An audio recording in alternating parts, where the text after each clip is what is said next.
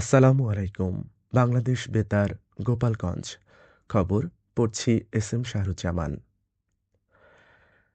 এপ্রিলের শেষ সপ্তাহে ঢাকা-গোপালগঞ্জ রুটে ট্রেন চলাচল শুরু হবে বলে জানিয়েছেন গোপালগঞ্জ-২ আসনের সংসদ সদস্য ডাক্তার কে এম বাবর। গতকাল দুপুরে সদর উপজেলায় ইউপি চেয়ারম্যানদের সংবর্ধনা অনুষ্ঠানে প্রধান অতিথির বক্তব্যে তিনি এ তথ্য জানান। তিনি বলেন, নতুন এই রেল যোগাযোগ চালু হলে জেলার মানুষের দীর্ঘদিনের দাবি পূরণ হবে এবং অল্প খরচে ঢাকা, রাজশাহী ও বেনাপোল রুটে যাতায়াত সহজ হবে। এতে সময় ও অর্থ সাশ্রয়ের পাশাপাশি অর্থনৈতিক উন্নয়ন ঘটবে বলেও তিনি আশা প্রকাশ করেন। এছাড়া তিনি আগামী পহেলা বৈশাখ থেকে ঢাকা-বেনাপোল রুটের ট্রেন মকসুদপুর স্টেশনে যাত্রাবিরতির কথাও উল্লেখ করেন। গোপালগঞ্জ সদর উপজেলা নির্বাহী কর্মকর্তা কৌশিক আহমেদের সভাপতিত্বে অনুষ্ঠানে সদর উপজেলা ভূমি কর্মকর্তা বাবলি শবনম, সদর থানার অফিসার ইনচার্জ আনিসুর রহমান সহ বিভিন্ন ইউনিয়নের চেয়ারম্যানগণ উপস্থিত ছিলেন। নড়াইলে আউশ ধানের আবাদ ও উৎপাদন বৃদ্ধির লক্ষ্যে ক্ষুদ্র ও প্রান্তিক কৃষকদের মাঝে বিনামূল্যে বীজ ও সার বিতরণ করা হয়েছে। গতকাল সদর উপজেলা কৃষি অফিস অডিটোরিয়ামে অনুষ্ঠিত কর্মসূচির আওতায় ৩,৯০০ জন চাষিকে ৫ কেজি করে আউশ ধানের বীজ, ১০ কেজি ডিএমপি সার এবং ১০ কেজি এমওপি সার প্রদান করা হয়। নড়াইল-২ আসনের সংসদ সদস্য ও জেলা জামায়াতে ইসলামীর আমির মোহাম্মদ আতাউর রহমান বাচ্চু প্রধান অতিথি হিসেবে এ কর্মসূচির উদ্বোধন করেন। সদর উপজেলা নির্বাহী কর্মকর্তা টি এম রাহসিন কবিরের সভাপতিত্বে সংশ্লিষ্ট কর্মকর্তাসহ সাংবাদিক ও উপকারভোগী কৃষকরা এ সময় উপস্থিত ছিলেন।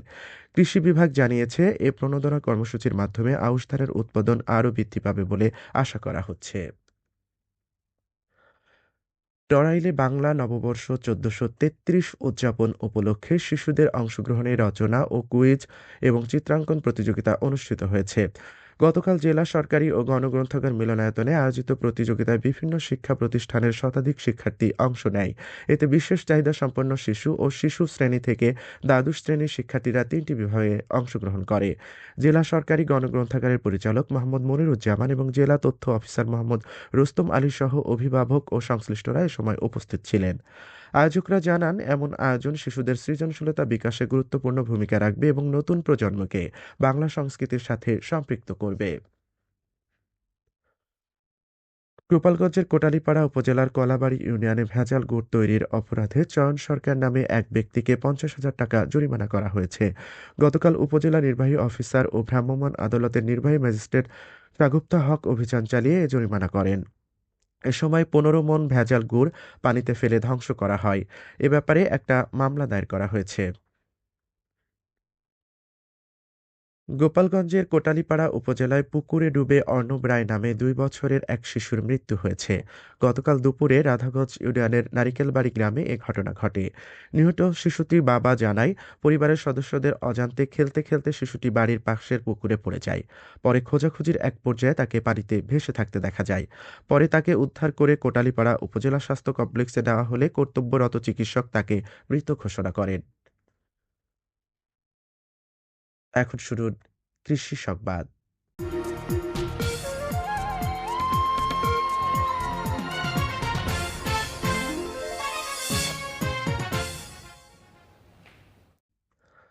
চলতি রবি মৌসুমে নড়াইলের লোহাগড়া উপজেলায় ৩৯৫ হেক্টর জমিতে ধনিয়া চাষ করা হয়েছে।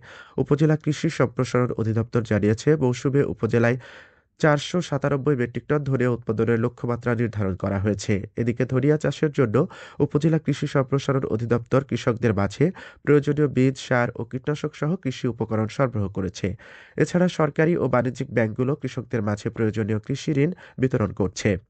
আগামী মৌসুমে ধনিয়া চাষাবাদ আরও বাড়বে বলে আশা করছে উপজেলা কৃষি বিভাগ।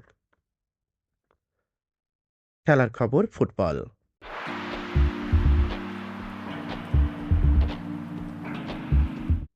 ফরিদপুরে প্রাথমিক বিদ্যালয় গোল্ড কাপ ফুটবল টুর্নামেন্টের ফাইনাল খেলা অনুষ্ঠিত হয়েছে। গতকাল সকালে শহরের সাজেদা কবির উদ্দিন পৌর বালিকা বিদ্যালয় মাঠে ফাইনাল খেলা অনুষ্ঠিত হয়।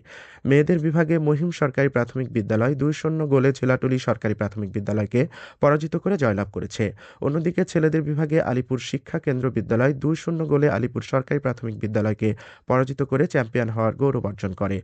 টুর্নামেন্টে মোট ২২টি দল অংশ নেয়। সবশেষে আবহাওয়া।